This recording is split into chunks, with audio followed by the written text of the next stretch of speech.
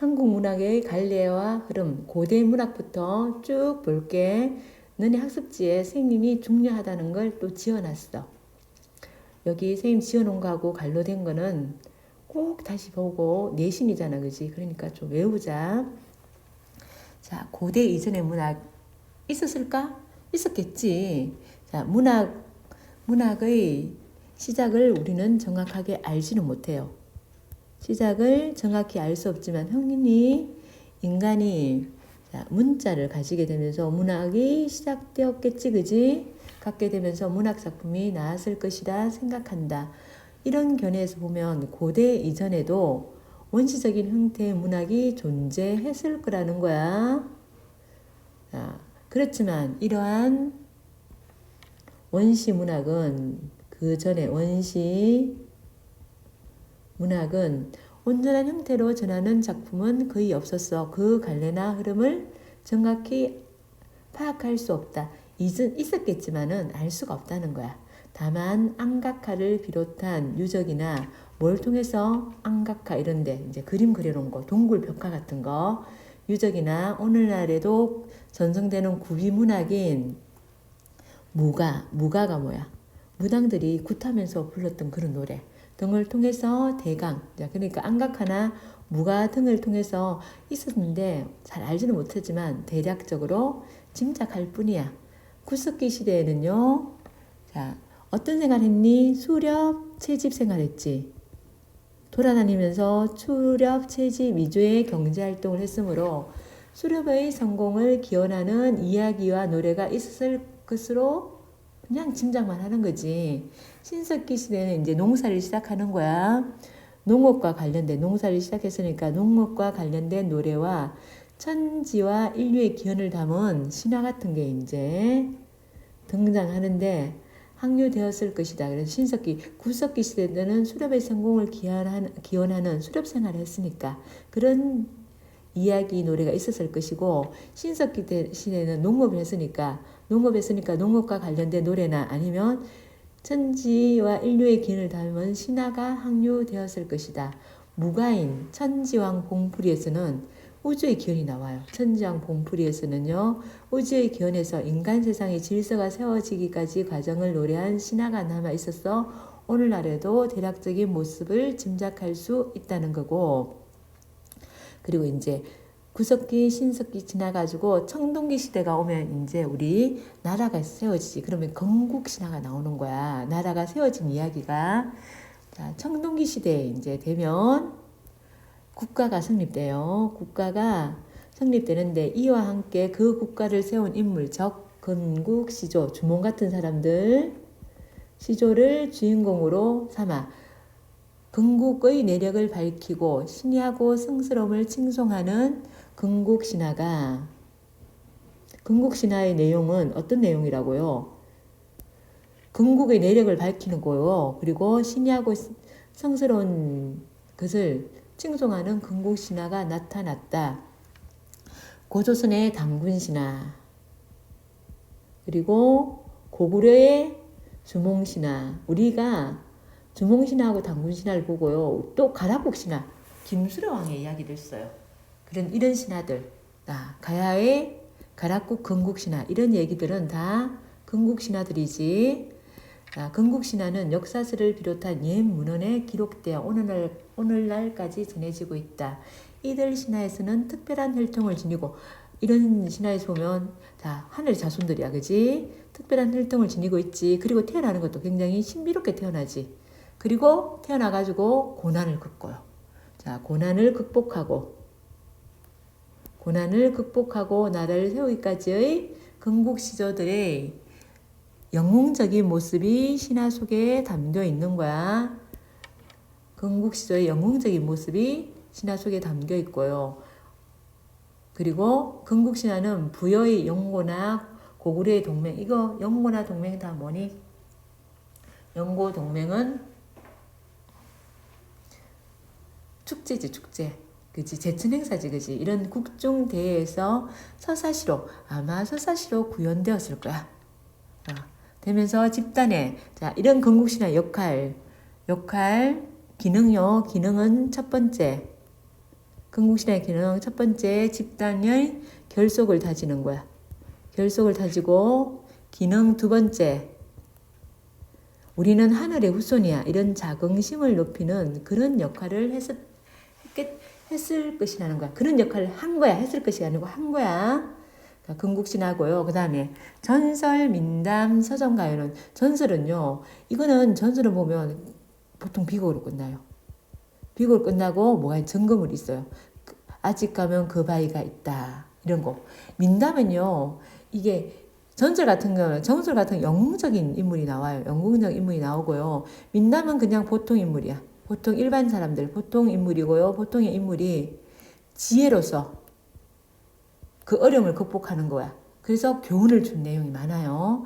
그래서 서정가요는 자기의 감정을 노래한 노래, 그지? 고려 문학의,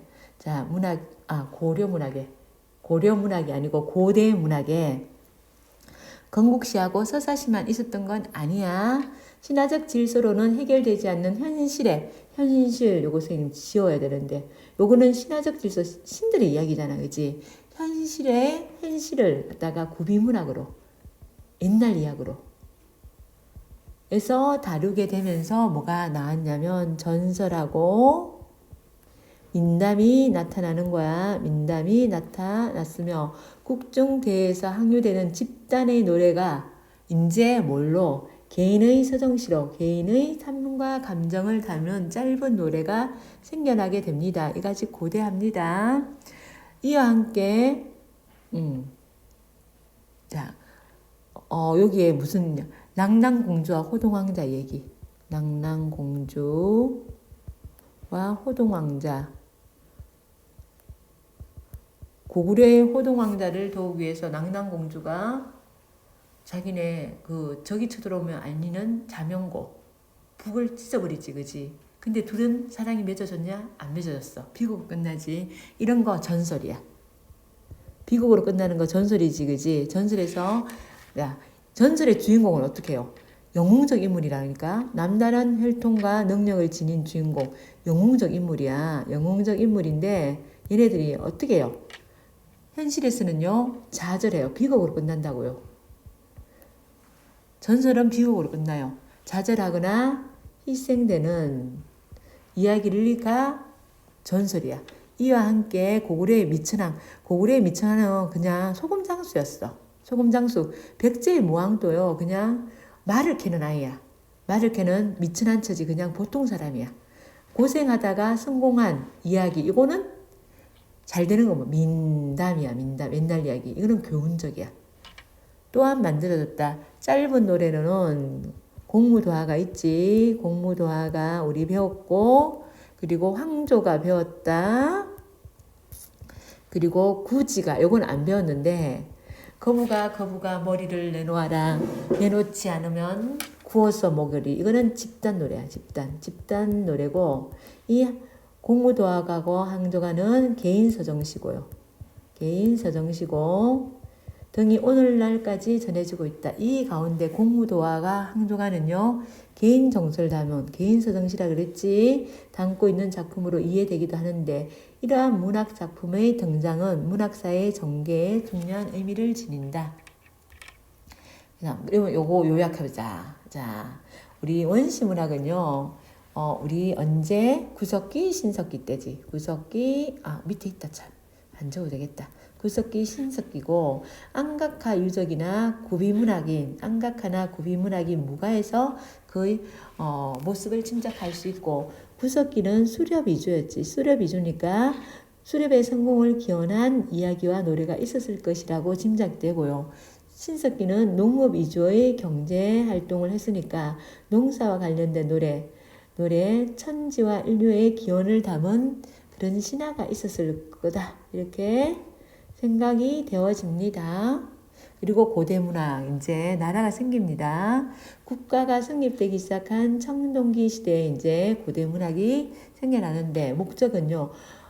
건국신화는요. 건국의 내력을 밝히고 신이하고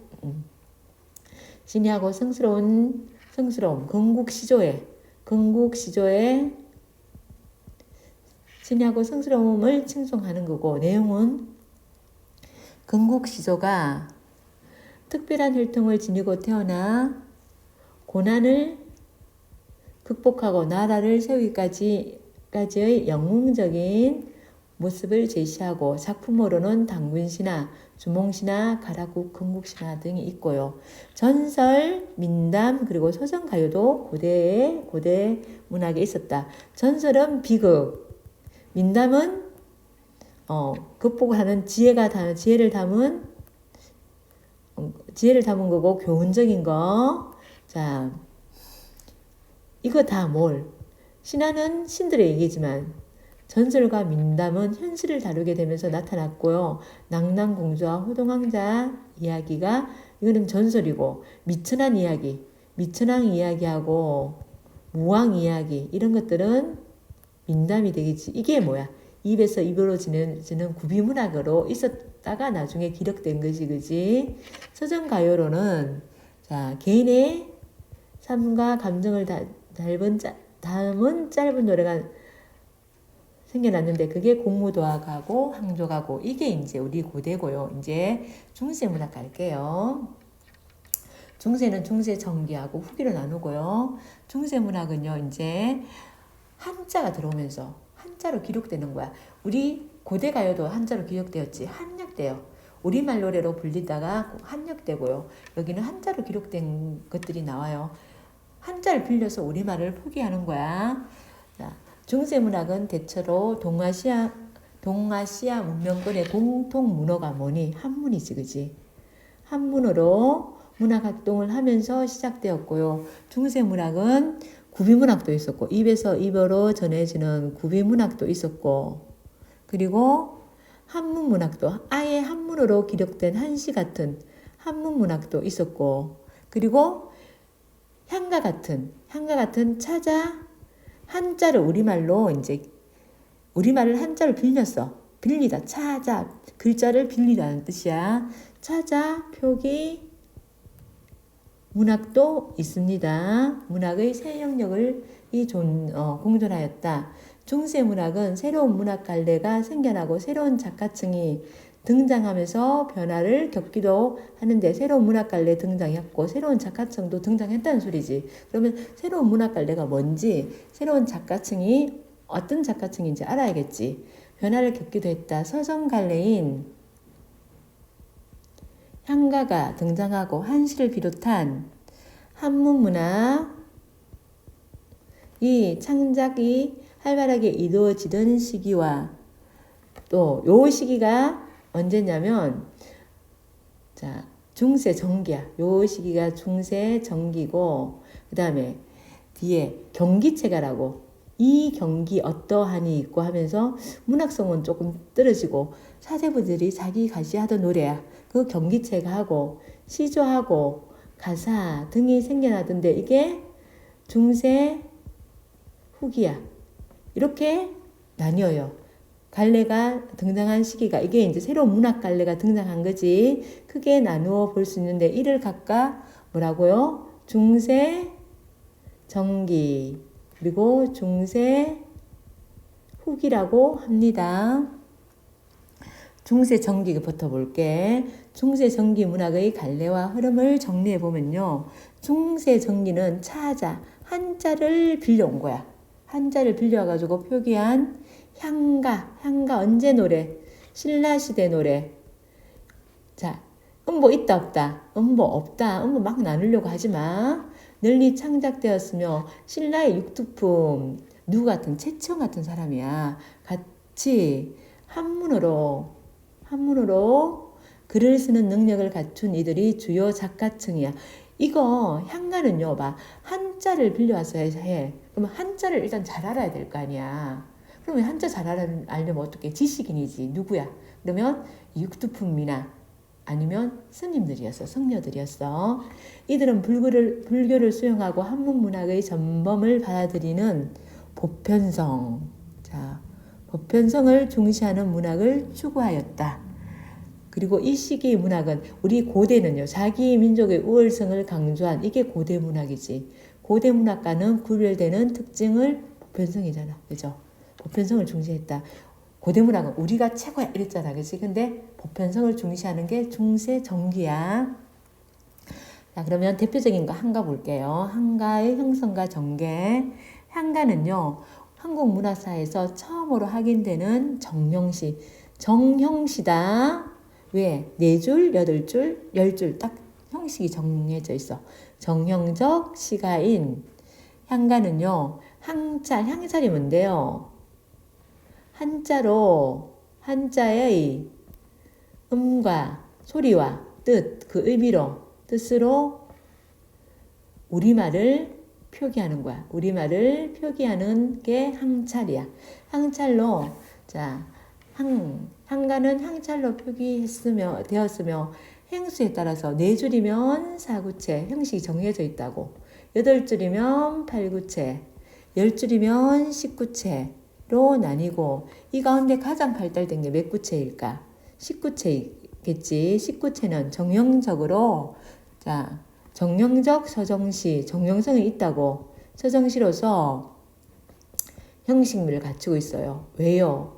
9번째 줄, 9번째. 이거 낙구라 그래요. 첫머리에 감탄구가 나와. 아우 이러면 감탄구가 나오고요. 우리 시가 형식의 전통을 마련해가지고 나중에 시조에도 이어집니다. 시조, 나중에 가사로도 이게 이어지고요. 마련한 것으로 평가되기도 하며 고려 전기까지. 한가는 신라시대까지 있었던 게 아니고 고려 전기까지 있었고요. 정가정이라는 작품이 한각의 고려가요가 돼요. 까지도 항류되었다. 한문문학과 구비문학. 자, 한문문학도 있었지. 구비문학도 이 말고서 전해지는 것도 있고. 신라의 최치원, 발해의 양태사, 고려의 정지상. 자, 우리 정지상의 송인. 자, 양태사의 생각이 안 난다. 양태사. 최치원이 제가야산 독서당. 제가야산 독서당이 있고요. 의태성. 이게 무슨 의태성인데 생각이 안 나네. 자, 생각나면 얘기해 줄게. 이 시기에 문학성으로 뛰어난 한시를 남긴 작가로 알려져 있으며 이들 작품 가운데 오늘날에도 널리 읽히거나 새로운 창작의 원천을 제공하는 작품이 있다. 중세 전기 구비문학도 있어요. 구비문학 설화들의 양상은 역사서를 비롯한 당시 기록에서 살펴볼 수 있는데 이 설화가요. 삼국사기 삼국유사에 수록된 거야. 그래서 수록된 전설 또 뭐 있니? 옛날 이야기 중에 지혜로 극복하는 거, 민담 이런 것들이 입에서 입으로 전해지다가 나중에 삼국사기 삼국유사에 기록되는 거야. 통해 구비문학의 창작과 전성의 활발했음을 확인할 수 있다. 자, 중세 문학의 후기 볼게. 갈래와 이런 보면 고려 시대의 무신정변을 계기로 정변은 중세 문학의 새로운 변화의 계기가 마련된 거야. 무신정변을 계기로 이 사건을 계기로 누가 아까 새로운 갈래가 나오고 새로운 계층이 나왔다 했지. 그 새로운 계층이 신진사대부야.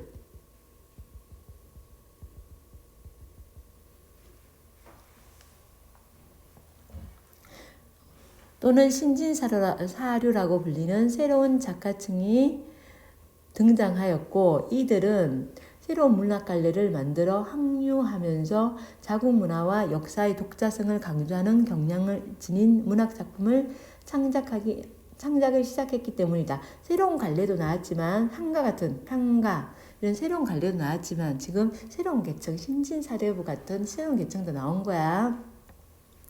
이들은 조선 건국에 참여했기 때문에 그 결과로 조선 전기문학까지 쭉 이어지는 거야. 전기문학은 고려 후기의 문학의 특징을 반영하고 있어. 개성되었다.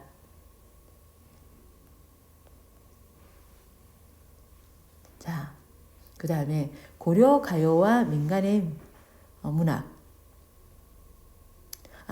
이게 양태사 생각났다. 야청도의성이야. 밤에 듣는 다듬이 소리.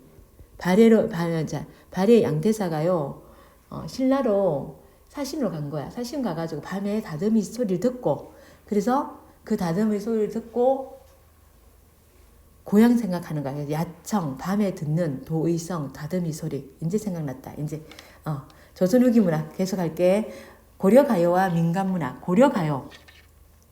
고려가요는 이게 처음에는 불렸다는 거. 계속 불리다가 언제? 조선시대에 궁중음악으로 흡수된 노래들이 있는데, 이들은, 자, 뭐라 그러냐면, 고려가요의 다른 말, 우리 내신이니까 이거 기억해 놓자. 소교, 왜 보기로 나온다고, 보기로. 고려소교. 이렇게 다른 말로 등으로 읽겠는다. 다른 말, 여여라고, 고려의 노래라고 줄여가지고, 여, 이렇게 얘기도 하기도 합니다. 고려가요는, 자, 누구의 노래? 귀족의 노래가 아닙니다. 백성들의 노래입니다. 백성들의 자연스러운 감정과 삶의 모습을 담고 있어서 오늘날 높이 평가받고 있는 작품이야. 귀족들이 불렀던, 신진사대부들이 불렀던 경기체가보다 훨씬 문학적으로 뛰어난 작품들이야.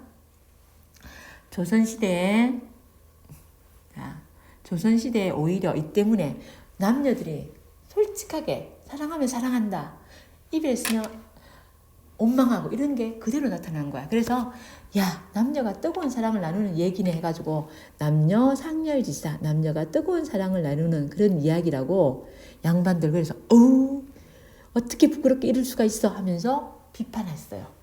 남녀 상렬지사라고 비판받게 됐다. 고려가요는, 자, 고려가요 특징 첫 번째, 후렴구가 있어.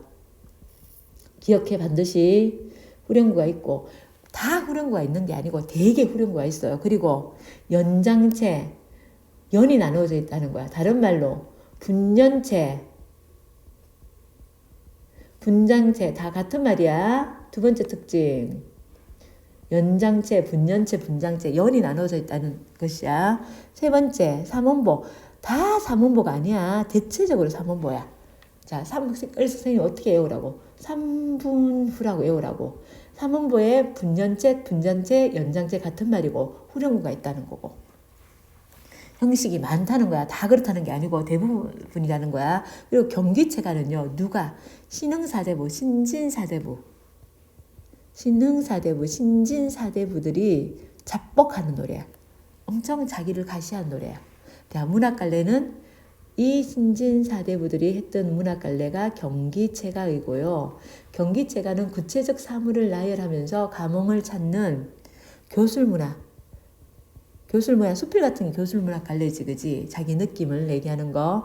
그러면서 이 끝에, 맨 끝에 쭉 사물을 나열하면 책 나열하고 자기 읽은 누구는 뭘 잘하고 누구는 뭘 잘하고 이렇게 잘하는 거, 자기 누구는 쫙 잘하는 거 나열하고 또 책 나열하고 자기 읽은 책 나열하고 쭉 나열해요. 그것도 술 이름 나열하고 이렇게 사물 이름 나열해놓고는 맨 끝에 뭐라고 냈냐면, 이 모습이 어떠합니까? 이 경기 어떠하니 있고, 이 경기 어떠하니 있고, 이런 말이 밑에 다 나와 있어. 그래서 이 문학을 경기체가라고 해요. 결구를 갖추고 여러 장으로 구성되는 등 형식적 특징이 있어요. 특징을 지니고 있다. 한림별곡에서 신흥사대부로서의 자신감, 자기가 잘하는 것, 사대부들을 한 사람 한 사람 이름 지어가지고 누구는 뭘 잘하고 누구는 뭘 잘하고 쫙 나와요. 그래서 자신감을 표출하고 자신들의 생활을 표현한 이래로 경기체가는 중세 후기 동안 지속해서 창작되었다. 그리고 이제 우리 시조와 가사 제일 많지, 그치? 시조와 가사 볼게요. 중세 이후에 새롭게 나타난 시가 갈래로는 시조하고 가사가 있어. 자, 시조와 가사는 중세 후기 이후에도 지속적으로 창작되었다는 점에서 경기체가와 다른데, 경기체가는 조선 전기까지 있다가 땡 없어지는데, 시조는요 오늘날까지, 가사는 없어도요 시조는 오늘날까지, 조선시대까지만 있었던 게 아니야. 오늘날에도 문학갈래로서 생명력을 유지하고 있고요. 시조는 한가가 사라진 이후 생겨난, 자, 정용성을, 한가 정용시라 그랬지. 얘도 정용성을 띈 거잖아.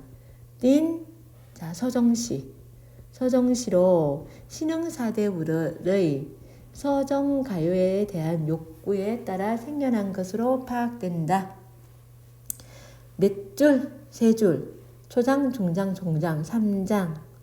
몇 번을 읽혀. 고려가요는 3음보, 시조는 몇 음보? 4음보. 4음보의 정형성을 띠며, 자. 그리고 몇 부구체, 19체 한가의 전통을 이어. 19체 한가, 기서결, 3장 구성이지. 3장 구성은 3장으로. 그리고 종장의 첫 구에 우리 감탄사가 있잖아. 감탄사가 있는 건 9번째 주에 감탄구가 있는 거. 그걸 개성했다는 거야. 다양한 문화적 배경을 지닌 작가들이 시조를 창작했지. 창작하여 다채로운 소재와 주제의식을 담아내는데 이러한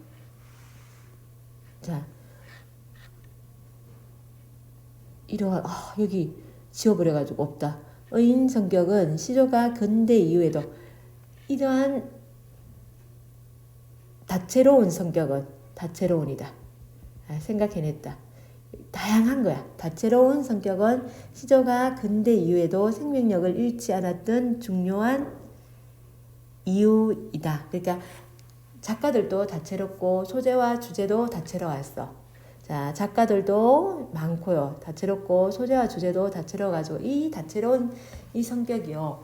지금까지 이어지는 이유가 된 거야. 가사는요. 이 시조가 사음보, 시조 사음보지. 이 시조가 길게 늘어지는 형태야. 연속체. 사음보의 연속체의 성격을 지닌 문학 갈래로 음보와 결구의 형식이요. 시조와 유사해요.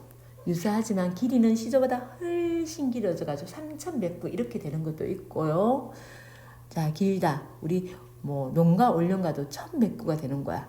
가사 발생은 중세 후기 작가청의 문학적 요구와 관련된 것으로 해석되지만 구체적인 출발점에 대해서는 논란이 있다.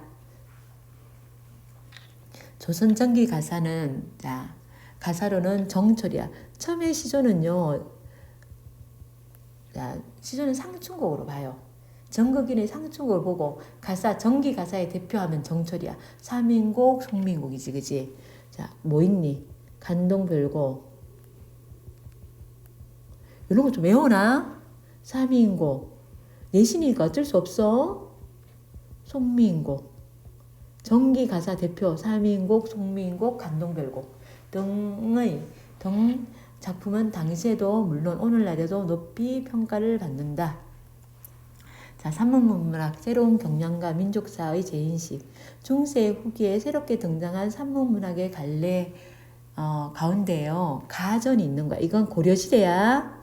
자, 요 가전은요. 고려시대 우리 공방전 이런 거 공방전, 국선생전 이런 것들이 가전이야. 자, 가전은 사물, 공방전은요 돈을 의인화했고 국선생전은 술을 의인화했어. 그래서 사물을 의인화한 거야.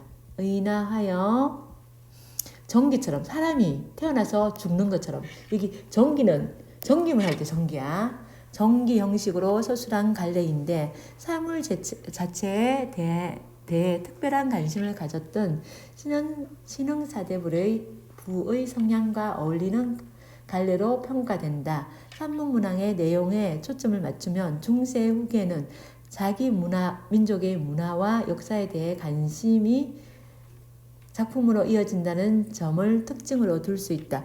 1년 스님이 이제 이게 이제 몽골 침략기가 되면서 우리가 어떻게 해요?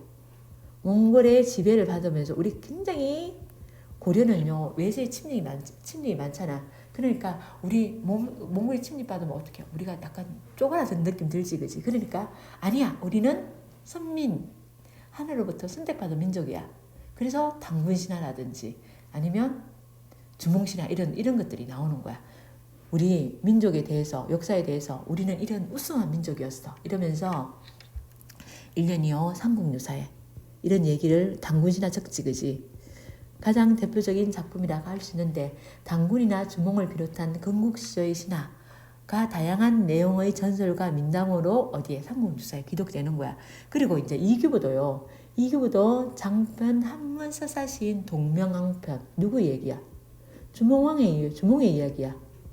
왜 우리는 이렇게 위대한 민족이었어. 이러면서 창작하면서 당시 역사를 서술하는 등에서 배제되었던 신ያን. 옛날에는요. 우리 삼국사기 같은 경우에는 삼국사기는 김부식이 유학자니까 이런 신기한 얘기. 아래서 태어났다. 뭐 공과 호랑이와 만나서 어떻게 됐다. 이런 얘기는 전혀 안 믿었거든. 안 믿어가지고 말도 안 되는 소리 하고 기록하지 않았는데 이제 동명왕편이라든지 삼국유사에는 이런 신비로운 이런 얘기까지 이제 포함해가 넣은 거야. 그리고 이제 한글이 창제되지. 한글 창제와 악장문학인데요. 한글 창제는 우리 언어 생활에 큰 변화를 가져온 사건이다. 하지만 한문이 공동 문어로서의 지위를 유지하던 시기에 한글의 문학적 영향은 제한적이었어. 처음에는 제대로 대접받지 못했다는 거야. 그래서 처음에는요. 용비어천가, 어린천강지국 이런 것들은요. 처음에는 이렇게 한글을 만들어놨는데 잘 안 썼어요. 선비들이요. 안 쓰고요. 용비어천가하고 어린천강지국 이런 것들은요. 한글을 갖다가 실험하기 위해서 이거 악장이야. 노래 가사야. 악장 문학인데요. 이런 것들은요. 창작되었지만 악장은요. 일정한 형식을 갖추지 못한 기능적 문학이야. 왜? 기능적 문학이라 그래. 한글이 제대로 국자라서 나라의 글자라서 실험을 하는지 아닌지 실험을 하기 위해서 테스트하기 위해서 만든 문학인 거야. 기능적 문학이라는 한계를 가졌다. 그러다가 상층의 여성을 중심으로 점차 한글 사용층이 늘어나면서 이제 국문문학으로 발달한 거야. 소설은요. 소설은 신라 말과 고려 초의 정기문학. 이 정기는요. 우리 가전의 정기하고 한자가 다르지. 가전의 정기는요. 전할 전자야. 이 정기는 기할 전자야. 그러니까 기한 거, 귀신이 나타난 거 이런 거. 정기 문학을 비롯한 산문문학, 설화 같은 거 있었지. 문학의 발전 그리고 설화에 대한 관심이 조선 정기까지 이어진 거야. 정기에 이르러 이제 조선 정기에 이르러서 뭘로 소설로 발생하는데 니네들 배웠던 이생규장전 있어. 이생규장전 이런 것들로 이어져 가지고 소설의 발생 시기나 배경에 대해서는 논란이 있지만 김시섭의 금오신화가 소설의 출발점으로 보는 거야. 금오신화 안에 이생규장전이 있는 거야. 자, 소설로서의 특질을 발단 전개, 위기 절정, 결말 이런 특질을 갖췄다고 봅니다. 한문문학과 구비문학 없었냐? 계속 있습니다. 중세 후기에 등장한 신흥사대부는 상당한 수준의 한문 교양을 갖추고 있었어. 그래서 이들의 정치적, 문화적 지향이 분화하면서 한문문학은 다양한 면모로 발전하게 되었고요. 일부이기는 하지만 여성의 한시, 여성이 누구니? 허난서론 같은 사람. 곡자 이런 게 등장합니다. 사대부 계층은 당대에 유통되는 구비문학에 대해 상당한 관심. 그러니까 이제 사람들 사이에 이제 이런 옛날 얘기가 굉장히 유행하고 있으니까 그 얘기를 모아가지고 설화집을 만든 거야. 설화집이 많이 조선 후기에 나옵니다. 집이 편찬되기도 했습니다.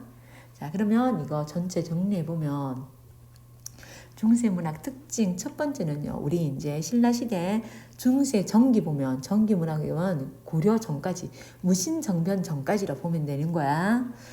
자, 차자표기로 한 향가가 여기서 제일 중요하지, 그지? 그리고 한문도 문학이 있어. 제가야산 복수단 같은 최치원이 지은 거 누가 했다고요? 신라 육두품하고 성녀. 좀 배운 사람들이 지식 인청해 해야 되는 거야. 왜? 우리 이거 향가를 갖다가 백성들이 창작한 건 땡 아니야. 백성들이 어떻게 한자 배울 시간이 어디 있어? 그리고 한자의 뜻과 음을 빌려서 하는데 더 어려워. 그냥 한자보다 더 어려워. 땡 안 됩니다. 한가하고 백성들이 창작한 땡 음보가 있다. 땡 아닙니다. 불교를 수용하고 한문의 전범을 받아들이면서 보편성을 중시하는 문학을 추구했고요. 향가는요. 뭘로 표기되었다? 향찰로 표기되었다. 향찰이 뭐야? 차자야, 차자. 다른 글자를 빌려온 거야. 사구체는 사행 형식이고 사행 형식은 민요와 유사하고 뭐가 있냐? 서동요, 풍요, 흔화가, 도술가가 있어. 서동요를 아니다. 흔화가를 우리가 했다 그지? 팔구체는 팔행 형식으로 모족지랑과 처용가, 우리는 처용가를 했고 또 모족지랑가는 문제 풀면서 죽지랑을 추며 하는 노래 되게 많이 봤다 그지? 십구체는 시행 형식이고 전형적인 정형적 서정시로서의 형식미를 갖추고 있고, 자 구행은 여기서부터 낙구라 그지? 낙구의 첫머리에 뭐가 있어? 감탄사가 있지. 감탄구가 있습니다. 감탄구가 있고 우리 시가의 형식적 특징이 어떻게 이어진다고? 향가에서 시조로, 시조에서 가사로 이어집니다. 창기파단가 배웠고 제방매가도 배웠다 그치?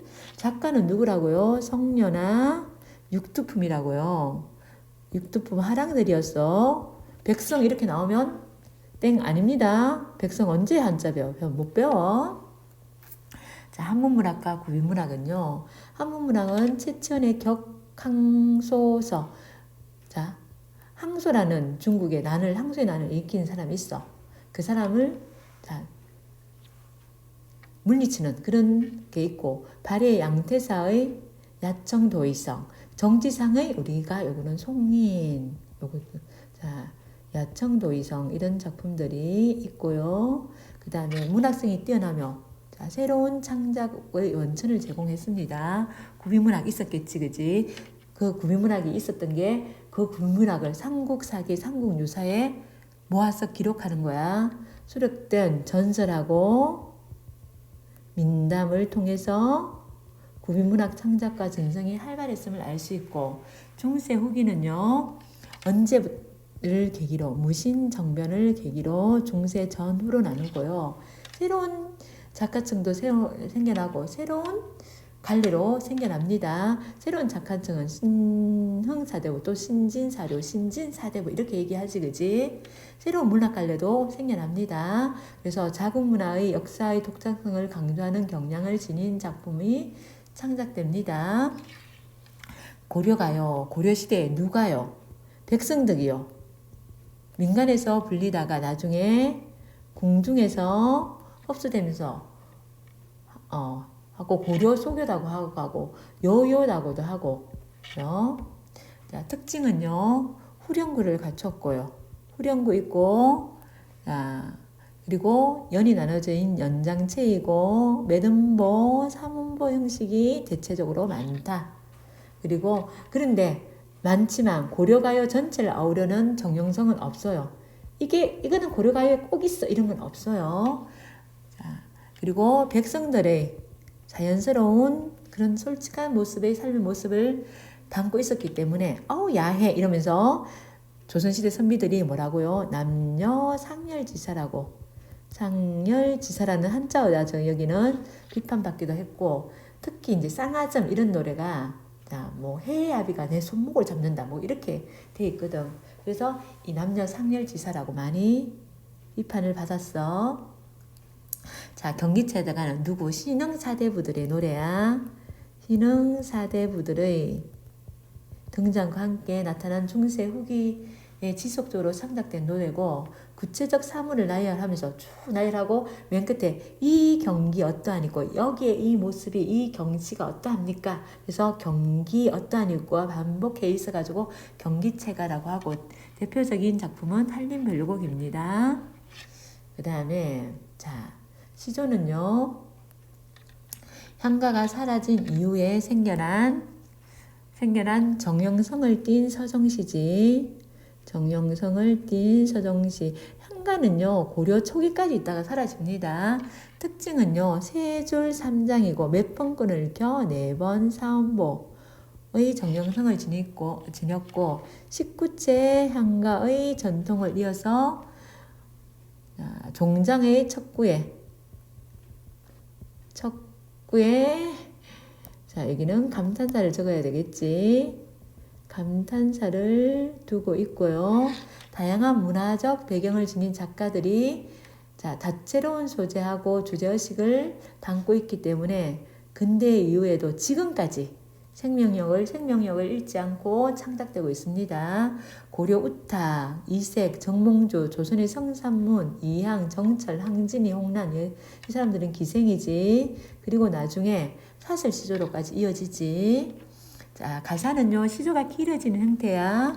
중세 후기 작가청의 문학적 요구와 관련하여 발생한 것으로 해석되나 구체적 출발점에 대해서는 알 수가 없고, 그러니까 이 양반들이 시조 적으려니까 세 줄 너무 짧아. 그러니까 길게 적은 게 아닌가 싶어요.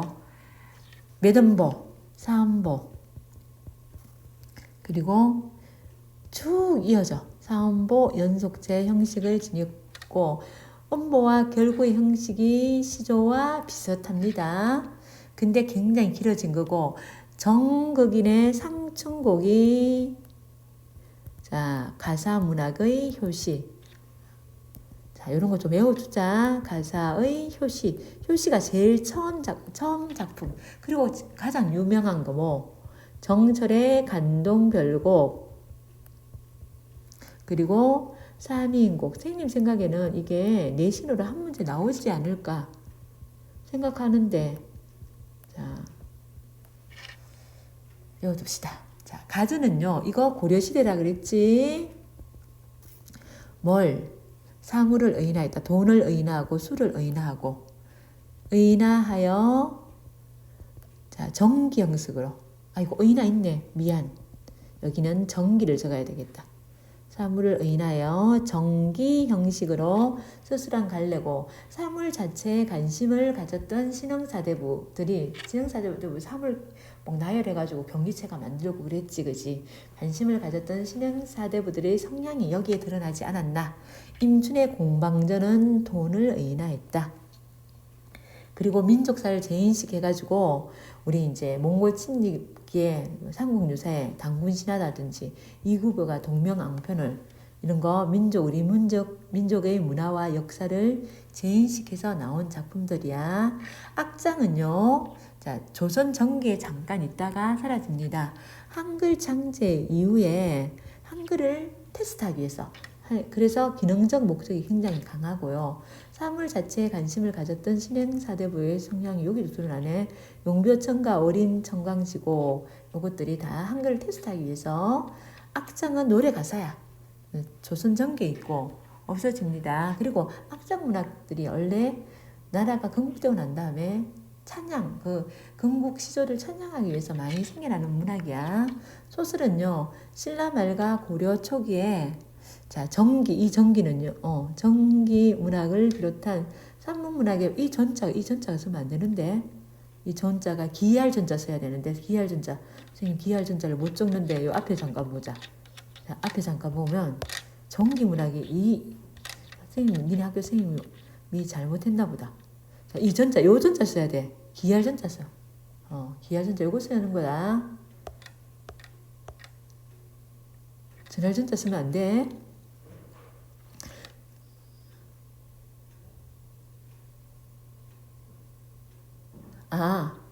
미안. 자, 기자, 기할 기자 여기 있다. 기한 거 쓰잖아. 앞에 거 맞아. 선생님 착각했다. 자, 착각해가지고, 선생님 앞에 게 기할 기자인데 기할 전자로 얘기했다. 그지? 자, 선생님이 착각했다. 니네 학교 선생님이 잘못한 게 아니고, 이게 기할 기자인데. 잠깐만 보자. 선생님 앞에 걸 잘못 얘기한 걸 때. 앞에 걸 잘못 얘기했네. 요게 기할 기자야. 선생님이 지금 니네 작품을 그 많은 지금 시조를 한꺼번에 다 이제 녹음을 하자